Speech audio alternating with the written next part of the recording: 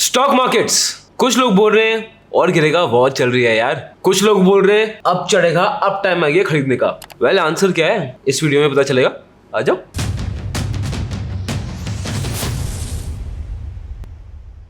Hi guys, my name is Harsh Goyla. I'm an investor trainer and mentor in stock markets. राज, क्या stock markets चढ़ेगा या गिरेगा? It will be answered not by me but by pure data. हम कैसे analyse करेंगे? First, I'm going to analyze the markets on behavioral finance, then fundamental analysis, then technical analysis. ठीक है? So without any further ado, let's start with behavioral finance. To quote Warren Buffett, be greedy when people are fearful, be fearful when people are greedy. Be greedy when people are fearful, be fearful when people are greedy. दोस्त, अगर आपको stock market के बारे में एक चीज समझिए ना, तब ये समझ लो, यहाँ जनता पैसे नहीं कमा सकती। और मैं ये वर्ड यूज कर रहा हूँ, they can not earn because they are psychologically designed in a way they can not earn. So it's on you कि क्या आप जनता के साथ जाना चाहते हो या जनता के अगेंस्ट जाना चाहते हो। ठीक, एंड नाउ अब फैक्ट से बात करते हैं। सबसे पहली चीज, कोविड पैंडेमिक हुआ, मार्केट्स क्रैश किया, उसके बाद in just 2 years markets have almost doubled. आप इसका मतलब समझ लो, this is has been one of the biggest bull runs we have ever seen. इतना मैसिव क्रेज था, so much so stock market आप खुद देखोगे ट्रेंडिंग हो गया है, इट्स बिकम कूल कि सब स्टॉक मार्केट्स में। उल्टा आप देखोगे people, novices in stock market जो आ रहे हैं without any proper knowledge, without anything, वो बस एक दो ट्राई मारे, हाथ पैर मारे, टिप विपली, प्रॉफिट हो गया। And actually even they are earning profit, it's not wrong, they are actually earning profit. And there is a very famous quote, never confuse bull run with brains, never confuse bull run with brains. So bull run तो ऐसा होता है कि इसमें सभी profit कमा लेते हैं, but it never ends good. ठीक है, I will give an example. .com crash आया था 2000 के टाइम में, लेट 90s 2000s के टाइम में क्या हुआ था दैट इंटरनेट का बूम आ गया था। .com बर्स्ट इसको बोलते हैं, बहुत आ गया। हर कंपनी के सामने .com वो कंपनी चल पड़ी, जो कंपनी के सामने .com लगाया उस कंपनी से एवरी टाइम .com के IPOs आ रहे थे। And this was majorly in USA, एकदम क्रेजी यूफोरिया वाले लेवल पे था। और आप खुद देखोगे 2000 के बाद जब क्रैश हुआ तो US की बात छोड़ते हैं, इंडिया की बात करते हैं। ये रहा विप्रो का ग्राफ, ये रहा इन्फोसिस का ग्राफ, ये स्टॉक सब पिट गए बुरी तरह। और यहाँ पे किसी भी क्रैश में देख सकते हो, ये हमें क्लियरली ये दिखाता है कि जो भी कभी भी बबल बर्स्ट होता है ना, ये दिवाली के रॉकेट की तरह होता है। जब दिवाली का रॉकेट आपने जलाया तो कोई नहीं देखेगा, ऊपर जा रहा है कोई नहीं देखेगा, बट जब फटेगा तो पूरी दुनिया उसको देखती है, right? Same thing happens stock market, same thing is a bubble burst. जैसे .com ऊपर गया, सब देख, किसी ने देखा, ऊपर जाते हुए सब ने देखा, ओ ऊपर पहुंच गया, सबकी आंखें वहां गई, फट गया। To quote Warren Buffett again, be greedy when people are fearful, be fearful when people are greedy. Indian markets में clearly दिखा रहा है that euphoria stage आ गई है, भर के पागलपन हो रहा है। And I'll prove it to you again. IPOs देखते हैं, आपको पता है कितने बड़े IPOs हैं? Nykaa, Paytm, India's biggest IPO at least till now. LIC, one of the biggest IPOs in the world, वो आने वाले लिस्टेड होने वाला है अब। There's Policy Bazaar, there is Zomato, भर के लिस्ट हुए हैं। अब ये हालत देखते हैं, ये हालत है अब Paytm की, ये हालत है जोमैटो की, ये हालत है नाइका की। So if I take behavioural finance into account, तो क्या ये अच्छी सिचुएशन है फॉर मार्केट्स? नहीं। And I tell you why, because अब ना लोग स्टॉक मार्केट में थोड़ा कम इंटरेस्ट ले रहे हैं। और आप ये खुद भी नोटिस करोगे अपने आसपास, मिड जैन से जब से मार्केट नीचे गिर रहा है ना, लोगों का इंटरेस्ट स्टॉक मार्केट्स में कम होता जा रहा है। इस टाइम पे आप देखोगे IPOs भी ज्यादा नहीं आ रहे हैं। This is what behavioural finance is. So coming to behavioural finance, we are definitely in a bad situation. अब हम जाते हैं सेकेंड पार्ट में, talking about the fundamental analysis. अब जब मैं मार्केट्स का फंडामेंटली एनालिसिस करूंगा ना, मैं US मार्केट्स को लूंगा। व्हाई? बिकॉज US मार्केट्स पे हेविली डिपेंड करते हैं इंडियन मार्केट्स, और ये हिस्ट्री ने भी दिखाया। तो US मार्केट्स की पहले बात करते हैं। अब आप खुद देखोगे, इन्फ्लेशन की पहले बात करूं, US में inflation right now is at a 40-year high. कितना? 7.9%। क्रेजी।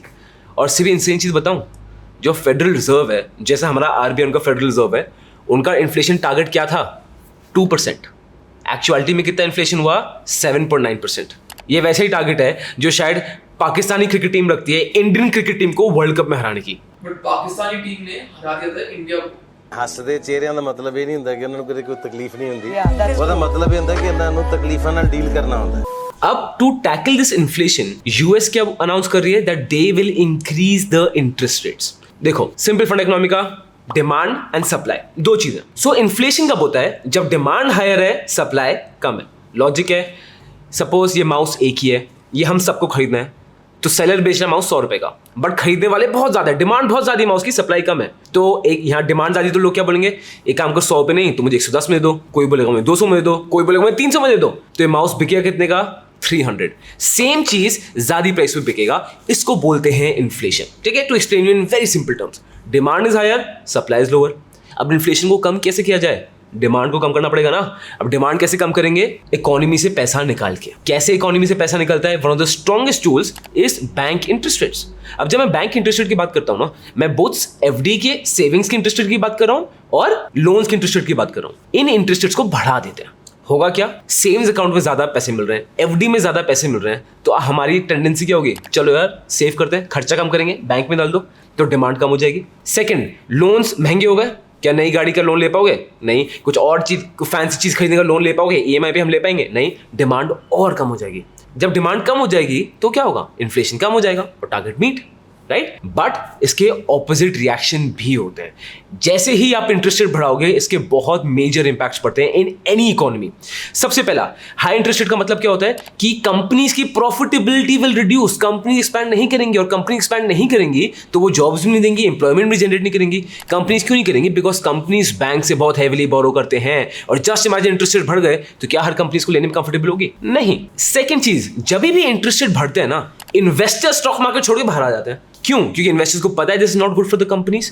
तो होता क्या है दैट इन्वेस्टर्स पैसा स्टॉक मार्केट से बाहर निकालते हैं और डाल देते हैं पैसा बॉन्ड्स और अदर डेट फंड्स में, but they do not prefer the stock markets, जो अल्टीमेटली और इफेक्ट करता है मार्केट्स को इन अ नेगेटिव वे। सो आप देख रहे हो है क्या? बेसिकली आप ये समझो, आप गाड़ी चला रहे हो, तो जब आप एक्सीलरेटर में पैर डालते हो, इसका मतलब आपने इंटरेस्ट रेट एकदम लो कर दिए, तो गाड़ी एकदम फुल स्पीड में जा रही है, बहुत इकोनॉमी डिमांड हो गई है, ठीक है। और जब आप ब्रेक दबाते हो, उसका मतलब आप इंटरेस्ट रेट हाई कर रहे हो।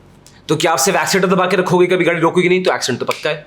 और सिर्फ ब्रेक दबाओगे तो गाड़ी कभी आगे बढ़ेगी नहीं। तो it has to be a balance, right? Same situation, अब जब इंटरेस्ट रेट बढ़ेंगे, बिकॉज लॉन्ग टाइम अब ड्यू हो चुका है इंटरेस्ट रेट बढ़ने के लिए, markets can be in a bad situation. And I show you this proof. ये आपको यूएस का इंटरेस्ट रेट दिख रहा है, 2016 से 18 तक पूरे अच्छे से इन्होंने इंटरेस्ट रेट बढ़ाए, ठीक है, फिर आपको एंड में कम किए। अब आप देखो, ये है Indian markets. Nifty in 2018 dropped by 15%। Dow Jones same चीज के लिए dropped by 20%, just on the announcement कि इंटरेस्ट रेट हाई हो रहा है। US stock markets clearly they are in a problem, which means Indian markets भी प्रॉब्लम में है ही हैं, ठीक है। And I show you this, एक वेटरन इन्वेस्टर हैं जर्मी ग्रैंथम के नाम से, उन्होंने बोला है USA is not in a bubble, it is in a super bubble. And he is expecting that S&P 500, जो US की one of the index है, will drop by 43%, and he's a big man to say this. अब इसको fact से backup करते हैं कैसे। ये आपको दिख रहा है, ये है यूएसए की जीडीपी एनुअल ग्रोथ रेट। आपको दिख रही है हालत, पूरा डाउन टर्न कर्व आ रहा है। I tell you fun fact, since the great American crisis, जो फाइनेंशियल क्राइसिस यूएस में हुई थी, GDP has grown at an average of 2 to 3%। और अब आप जीडीपी की हालत देख रहे हो, जीडीपी की हालत का ग्राफ ये रहा। और अब मैं आपको दिखाता हूं यूएस मार्केट्स ने कैसे परफॉर्म किया है। Boom, during the same period, जब इकोनॉमी खत्म हो गई, जीडीपी ग्रोथ हो ही नहीं रही है, US markets Dow Jones has compounded at the rate of 15% since 2009 till now. अब आपको दिख रहा है, यह है इकोनॉमी, यह है यूएस मार्केट्स, कितना वास्ट डिफरेंस है। Now get this, see the headline, US economy की ना, to put in simple words, band बजी हुई है अच्छे से। I will show you how. USA is one of the biggest debtors in the world as a country में बात करूं, आफ्टर जापान आता है, बट ठीक है। अब यूएसए का debt is $30 trillion, $30 trillion, it's huge. आपको पता है यूएसए की जीडीपी क्या है? $22 ट्रिलियन। कितनी? $22 trillion. Their debt is $30 trillion, their GDP is $22 trillion. इसका मतलब क्या है? They have a debt of 136%। It is insane. अगर नॉर्मल बनिए दिमाग सोचोगे ना, टेक्निकली यूएसए बैंकक्रप्ट है, it's in debt. Debt have 30 trillion, GDP have 22 trillion. That is why बड़े बड़े इन्वेस्टर्स आके बोल रहे हैं that economy is not in good situation, हालत बहुत ज्यादा सिवियर हो गई है। So according to behavioural finance and fundamentals, are the markets in good situation? No. अब निफ्टी का थोड़ा टेक्निकल व्यू देख लें। आपको एक ग्राफ दिख रहा है ना, we are close to the death star, और मेरे हिसाब से इन द कमिंग वीक और सो ये मोस्ट प्रोबेबली बन ही जाएगा डेथ स्टार। डेथ स्टार क्या होता है? When the 50 DMA cuts the 200 DMA from the top, और वो आपको ग्राफ में दिख रहा है, वो इंटरसेक्शन होने वाला है, which is never a good sign for any markets. और आप पूछोगे हर्ष तुम बताओ तुम क्या कर रहे हो? Well to be very honest, I have sold 70% of my portfolio in equity. जो मेरा स्टॉक मार्केट में 70% पोर्टफोलियो था, मैंने उसको बेच दिया है. 30% भी रखा है, but 70% I am out. Why? Because I am going to enter at the right time again. I want to take that extra risk. And if you ask me Harsh but when should I enter stock markets, अपनी investments में कब करूँ दोबारा? Well ये video देखो, this is a must watch for you.